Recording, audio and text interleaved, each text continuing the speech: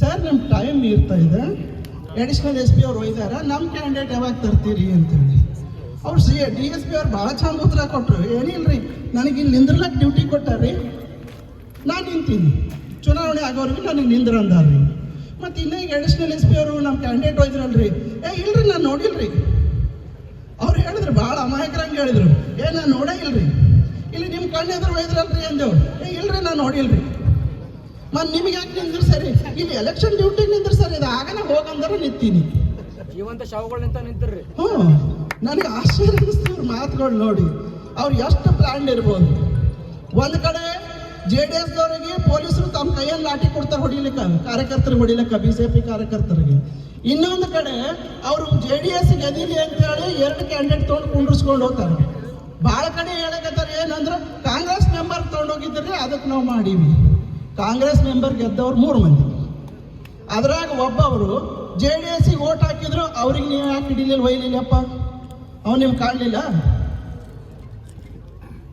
ನೋಡ್ರಿ. ಮೆಂಬರ್ಗಳ ಸದಸ್ಯರುಗಳಿಗೆ ತಾವು ಯಾರಿಗೆ ಇಚ್ಛೆ ಪಟ್ಟವರಿಗೆ ಓಟ್ ಹಾಕ್ತಕ್ಕಂಥ ಹಕ್ಕದ. ಆ ಹಕ್ಕ ಅದಕ್ಕೆ ನಮಗೆ ಬೆಂಬಲಿಸಿದವ್ರು ಇಬ್ಬರಿದ್ರು, ಅವ್ರಿಗೆ ಬೆಂಬಲಿಸಿದವ್ರು ಒಬ್ಬರಿದ್ರು, ಅವ್ರಿಗೆ ಹಿಡಿಲಿಲ್ಲ, ಇವರಿಗೆ ಹಿಡ್ಕೊಂಡು ಇಬ್ಬರಿಗೆ ಒಯ್ದ್ರು.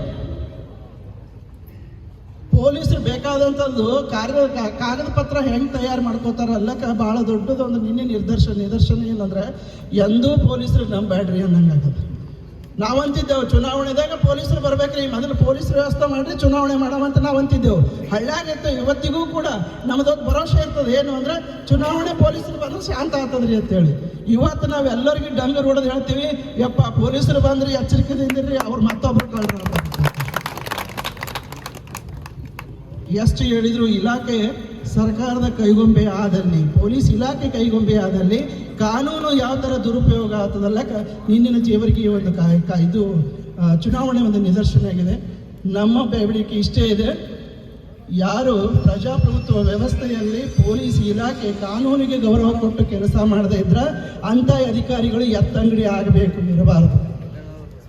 ಆ ಕಾರಣಕ್ಕಾಗಿ ಶಾಸಕರಿಗೆ ನಾವು ಎಂದೂ ಗೊತ್ತಿರಲಿಲ್ಲ, ನಮಗೆ ಗೊತ್ತಿದ್ದಂಗೆ ಶಾಸಕರಿಗೆ ಗೌರವ ಕೊಟ್ಟು, ನಿನ್ನೆ ಪೊಲೀಸ್ ಸ್ಟೇಷನ್ದಾಗ ಅಕ್ಷರಶಃ ಶಾಸಕರು ಒಬ್ಬರು ಸಾಮಾನ್ಯ ಮನುಷ್ಯರಿಗೂ ಕೂಡ ಒಂದು ಚೇರ್ ಕೊಟ್ಟು ಕೂಡಿಸ್ತಾರೆ.